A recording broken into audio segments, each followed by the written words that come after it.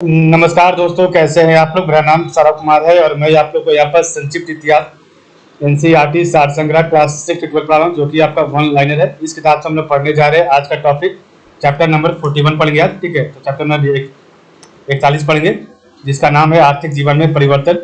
तो आर्थिक जीवन में परिवर्तन 1858 से लेके 1947 तक आपका क्या रहा। तो आर्थिक जीवन में परिवर्तन 1858 से लेकर 1947 तक, ठीक है। तो महारानी विक्टोरिया की 1858 की ईस्वी की घोषणा में कहा गया था कि ब्रिटिश सरकार भारत के आर्थिक विकास और भारतीय जनता के कल्याण पर ध्यान देगी, परंतु ब्रिटिश शासकों ने जो कदम उठाए उनसे केवल ब्रिटेन के औद्योगिक और व्यापारिक हितों को लाभ पहुंचा। भारतीय अर्थव्यवस्था का पिछड़ापन बरकरार रहा तथा जनता की गरीबी बढ़ती गई। 19वीं सदी के उत्तरार्ध में और उसके बाद भारतीय जनता के आर्थिक जीवन में अनेक परिवर्तन हुए। इन परिवर्तनों का एक महत्वपूर्ण परिणाम यह हुआ कि भारत के विभिन्न क्षेत्र धीरे धीरे एक दूसरे पर आश्रित हो गए, परंतु इसका एक सकारात्मक परिणाम भी हुआ। भारत में समरूप आर्थिक जीवन का उदय होने लगा, जिसने देश के एकीकरण करने में योगदान दिया था, ठीक है। नेक्स्ट, किसानों पर भारी बोझ। तो कंपनी के शासनकाल में जमींदारी और रईयतवाड़ी पूरा व्यवस्थाएं लागू की गई थी। जिन क्षेत्रों में जमींदारी व्यवस्था लागू की गई थी, वहां जमींदार सरकार और किसानों के बीच मध्यस्थ बनकर राजस्व वसूल कर सरकार को देते थे, ठीक है। रईयतवाड़ी व्यवस्था में सरकार का किसानों से सीधा संबंध था। राजस्व की नियमित वसूली हो सके, इसलिए ये व्यवस्थाएं लागू की गई थी, परंतु जल्द ही यह स्पष्ट हो गया कि जमींदारी व्यवस्था ने किसानों पर अत्यधिक बोझ डाल दिया था। जमींदारों द्वारा किसानों से की जाने वाली अवैध मांगों पर रोक लगाने के लिए अनेक कानून पास किए गए, और ये कानून जमींदारों द्वारा किसानों पर रोक लगाते थे, परंतु ये कानून अधिकांशतः निष्फल रहे।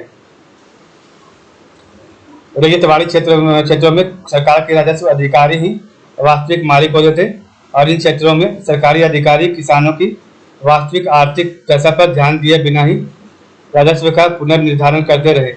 इस उत्पीड़क वसूली का परिणाम यह हुआ कि किसानों को विवश होकर महाजनों की शरण में जाना पड़ा था, ठीक है। इस शोषण के विरुद्ध बंगाल और दक्कन में 19वीं सदी के 8वें दशक में किसान विद्रोह हुए। किसानों ने दंगे किए, दुकान व घरों को आग लगा दी थी तथा अनाजों के गोदाम लूट लिए, परंतु राजस्व की वृद्धि को रोकने के लिए कोई कदम नहीं उठाया गया। जमींदारी और रईयतवाड़ी दोनों ही क्षेत्रों में बड़े किसानों ने अपनी भूमि को छोटे किसानों को लगान या बटाई पर देना प्रारंभ कर दिया। इससे किसानों का जीवन और भी कष्टकर हो गया। अंग्रेजों ने जिन जमींदारों को पैदा किया था, वे स्वयं कृषि उत्पादन नहीं करते थे। किसानों के श्रम पर आश्रित ये जमींदार राजस्व वसूल करने की जिम्मेदारी अक्सर दूसरे लोगों को सौंप देते थे, ठीक है। जमींदारों से यह अधिकार प्राप्त करने वाले कुछ लोग इसे दूसरे लोगों को बेच देते थे। परिणाम स्वरूप राज्य और किसानों के बीच मध्यस्थों की संख्या बढ़ती गई। ये सभी बिचौलिए बिना कोई उपयोगी कार्य किए किसानों द्वारा किए जाने वाले उत्पादन पर आश्रित हो गए, जिसके कारण किसानों का शोषण और अधिक होने लगा। रईयतवाड़ी व्यवस्था वाले क्षेत्रों में बड़े किसानों ने अपनी भूमि छोटे किसानों को बटाई पर देनी शुरू कर दी, और इससे वास्तविक किसानों का शोषण और अधिक बढ़ा। रईयतवाड़ी व्यवस्था वाले किसानों में बड़े किसानों ने अपनी भूमि छोटे किसानों को बटाई पर देनी शुरू कर दी, और इससे वास्तविक किसानों का शोषण और अधिक बढ़ा। इन सभी बिचौलियों की खेती में कोई दिलचस्पी नहीं थी, इसलिए कृषि का कार्य पिछड़ा रह गया, और बिचौलियों को हटाने के लिए कुछ कानून बनाए गए, परंतु भारत के स्वतंत्र होने के बाद इस दिशा में कोई कारगर कदम नहीं उठाया गया। छोटी जोतें क्या थी? तो कृषि के पिछड़ेपन का एक और महत्वपूर्ण कारण था छोटी छोटी जोतें। जब आबादी बढ़ने लगी तो जमीन पर भी भार बढ़ता गया। उद्योगों का विस्तार न होने के कारण कोई अतिरिक्त काम भी नहीं थे। उस समय के उत्तराधिकार कानूनों के कारण जोतें लगातार विभक्त होती गई। जैसे जैसे लोग अपनी जीविका के लिए खेती पर निर्भर होते गए, वैसे वैसे जोतों का अधिकाधिक बंटवारा होता गया। उदाहरण के लिए दक्कन में 1771 ईस्वी और 1915 ईस्वी के बीच जोतों का औसत क्षेत्रफल 40 एकड़ से घटकर 7 एकड़ हो गया, ठीक है। तो उदाहरण के लिए दक्कन में 1771 ईस्वी में और 1915 ईस्वी के बीच जोतों का औसत क्षेत्रफल 40 एकड़ से घटकर 7 एकड़ हो गया। इसी कारण अधिकांश किसान अपने परिवार के भरण पोषण के लिए पर्याप्त अनाज पैदा नहीं कर पाते थे। ठीक है, 19वीं सदी के उत्तरार्ध से कृषि भूमि का विस्तार हुआ, परंतु इससे भी भूमि पर आबादी का दबाव कम नहीं हुआ। बढ़ती आबादी के लिए रोजगार के अतिरिक्त अवसर उपलब्ध नहीं थे। 19वीं सदी के उत्तरार्ध से कृषि भूमि का विस्तार हुआ, परंतु इससे भी भूमि पर आबादी का दबाव कम नहीं हुआ और बढ़ती आबादी के लिए रोजगार के अतिरिक्त अवसर उपलब्ध नहीं थे। 1872 ईस्वी में जब पहली बार जनगणना की गई तो उसमें भारत की आबादी 20 करोड़ 60 लाख थी और 1901 में आबादी बढ़कर 28 करोड़ 30 लाख हो गई थी। ठीक है, तो आपका जो है 30 सालों में 8-10 करोड़ अप्रोक्स आपका जो है आबादी बढ़ गया था। 40 साल बाद 1941 में आबादी 38 करोड़ 90 लाख पर पहुंच गई, लेकिन जनसंख्या में हुई वृद्धि के बराबर कुल कृषि उत्पादन में वृद्धि नहीं हुई, जिसमें खाद्यान्नों का उत्पादन घट गया। नकदी फसलें, तो खाद्यान्नों के उत्पादन में कमी आने के कारण यह था कि कपास, जूट और तिलहन जैसी नकदी या व्यावसायिक फसलों के उत्पादन को अत्यधिक महत्व दिया गया। सरकार ने व्यावसायिक फसलों के उत्पादन को प्रोत्साहन दिया, लेकिन खाद्यान्नों की कमी की और कोई ध्यान नहीं दिया गया। 1861 ईस्वी से लेकर 65 ईस्वी तक अमेरिका में गृह युद्ध चला, इसलिए वहां से इंग्लैंड को कपड़ा मिलों को कपास पहुंचना बंद हो गया। इंग्लैंड के कपड़ा मिलों की आवश्यकता के लिए अंग्रेजों ने भारत में कपास के उत्पादन को प्रोत्साहन देने के लिए विशेष कदम उठाए और इससे भारतीय किसानों को एक समुदाय तो कुछ समय के लिए समृद्ध हो गया, परंतु खाद्यान्नों का उत्पादन घट गया। देश के कुछ भागों के किसानों को अंग्रेज बागान मालिकों ने नील की खेती करने के लिए तथा उन्हीं के द्वारा तय की गई कीमत पर बेचने के लिए बात किया गया। किसानों की आर्थिक दशा, तो देश के स्वतंत्र होने तक भारत की ग्रामीण जनता दो प्रकार की विपदाओं से लगातार त्रस्त रही और ये दो त्रासदियां, जिसमें पहला कर्ज का बोझ तथा दूसरा अकाल था। स्पष्ट था कि भारत की कृषि का स्तर अत्यंत निम्न था। ग्रामीण कर्जदार क्या था, तो किसान कहीं के भी हों आसानी से कर्जदार बन जाते हैं। भारत के किसानों को केवल महाजनों से ही कर्ज मिलता था, परंतु जहां अन्य देशों के किसान कर्ज का उपयोग बीज, खाद, कृषि उपकरणों आदि खरीदने और भूमि को सुधारने के लिए करते थे, वहीं भारतीय किसान कर्ज का उपयोग मुख्यतः गैर उत्पादक कार्यों में करते थे। भारतीय किसान कर्ज लेकर उसका उपयोग भू राजस्व देने या जमींदार को लगान देने या फसल अच्छी न होने पर परिवार का भरण पोषण करने या जन्म, मरण अथवा विवाह के अवसर पर खर्च करते थे। भारतीय किसान की औसत आय इतनी कम थी कि एक बार कर्ज लेने पर वह मुश्किल से ही कर्ज चुका पाते थे। 1860 ईस्वी में सभी प्रांतों के 2/3 किसान कर्ज में डूबे हुए थे। भारत में ब्रिटिश शासन के पूरे दौर में यही स्थिति बनी रही। कर्ज वापस न करने का परिणाम यह होता था कि किसानों की जमीन महाजनों के अधिकार में चली जाती थी। अंग्रेजों के शासक पहले भूमि के हस्तांतरण पर अनेक प्रतिबंध थे।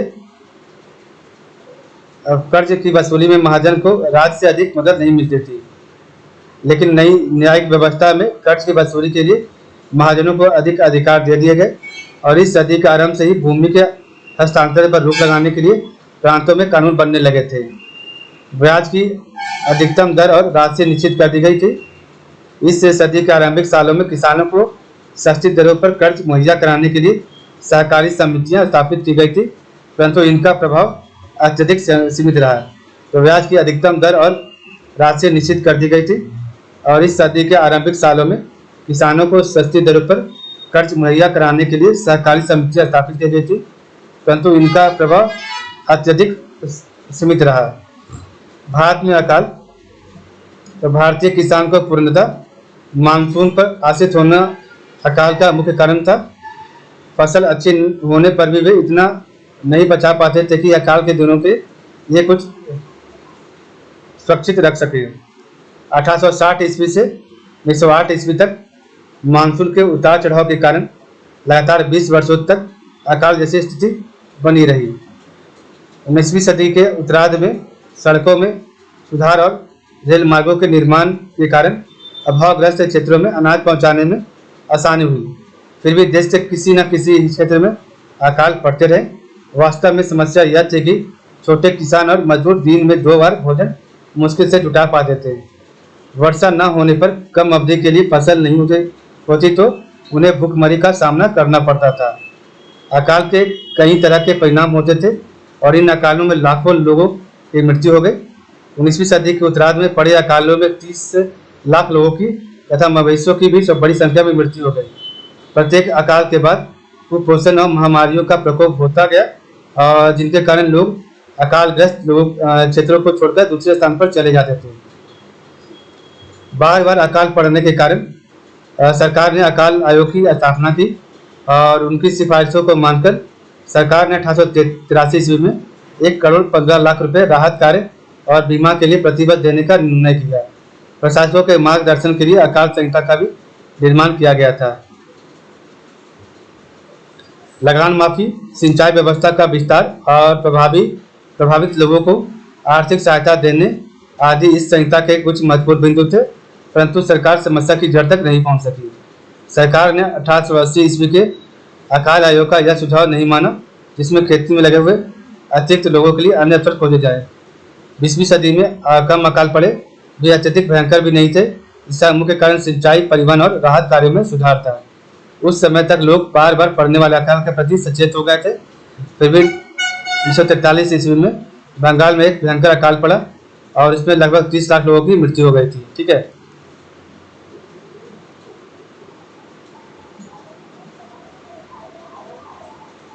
तो अब हम पढ़ेंगे इसका आखिरी टॉपिक आज का, तो सिंचाई की सुविधाओं का विकास।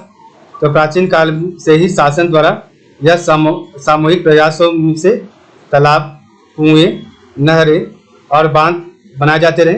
अकाल के समय सिंचाई की समस्या पर सदैव विशेष ध्यान दिया गया। सभी अकाल आयोगों ने सिंचाई की सुविधाएं बढ़ाने की सिफारिश की और इन आयोगों ने नहरों के विकास पर विशेष बल दिया। यद्यपि सिंचित भूमि के क्षेत्रफल में अधिक वृद्धि नहीं हुई। 1940 ईस्वी तक जो है 13% भूमि में ही सिंचाई होती थी। फिर भी इससे वर्षा नहीं होने पर पड़ने वाली आपदाओं में कमी आई। यद्यपि सिंचित भूमि के क्षेत्रफल में अधिक वृद्धि नहीं हुई। 1940 ईस्वी तक 13% भूमि में ही सिंचित होती थी। फिर भी इससे वर्षा नहीं होने पर पड़ने वाली आपदाओं पर कमी आई। सिंचाई वाले क्षेत्रों में फसलें पैदा करने में ज़्यादा खर्च आता था, तो सिंचाई वाले क्षेत्रों में फसलें पैदा करने में ज़्यादा खर्चा आता था, क्योंकि किसानों को नहरों के पानी को इस्तेमाल करने पर पैसा देना पड़ता था। इसलिए किसान ऐसी फसलें उगाने लगे जिनकी बाजार में अधिक कीमत मिलती थी। इस प्रकार नकदी फसलों के उत्पादन को बढ़ावा मिला। वर्तमान सदी के आरंभ से कृषि के विकास के लिए सरकार ने कुछ रचनात्मक नीतियाँ भी अपनाई। कृषि के विषय में जानकारी एकत्र करने के लिए कृषि विभाग स्थापित किए गए। विकास की योजनाएं पूरी करने की जिम्मेदारी कृषि विभाग को सौंपी गई। कृषि क्षेत्र में उच्च शिक्षा देने के लिए अनुसंधान कार्य एवं प्रायोगिक कृषि के लिए बिहार में इंपीरियल इंस्टीट्यूट ऑफ एग्रीकल्चर की स्थापना की गई। पूसा इंस्टीट्यूट समस्तीपुर में जो है। देश के विभिन्न भागों में कृषि स्कूल और कॉलेज की स्थापित किए गए। इस प्रकार कृषि के विकास के लिए कुछ अन्य कदम भी उठाए गए, परंतु जमींदार भूमि में कोई सुधार किए बिना ही किसानों से ज़्यादा लगान वसूल करते रहे। इसलिए आधुनिक और उन्नत कृषि क्रम की दिशा में अधिक प्रगति नहीं हुई। कृषि पैदावार में वृद्धि तो हुई, परंतु उससे अधिक वृद्धि जनसंख्या में हुई। भूमि के वितरण में असमानताएं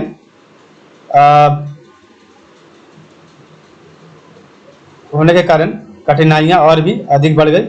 ऐसे किसानों की संख्या बहुत अधिक थी जो खेती तो करते थे, परंतु भूमि के मालिक नहीं थे। ऐसे खेतिहर मजदूरों की संख्या भी बढ़ती गई, जिन्हें वर्ष में केवल कुछ महीने खेती का काम मिलता था। कृषि के क्षेत्र में उन्नति करने के लिए यह आवश्यक था कि भूमि स्वामित्व से संबंधित असमानताओं को समाप्त किया जाए, असली किसानों को स्वामित्व के अधिकार दिए जाए और खेतिहर मजदूरों के हितों की रक्षा की जाए। ठीक है, इस प्रकार हमारा आज का जो चैप्टर है यहाँ पर समाप्त होगा। तो आज के लिए बस इतना ही। आप लोग का बहुत बहुत धन्यवाद।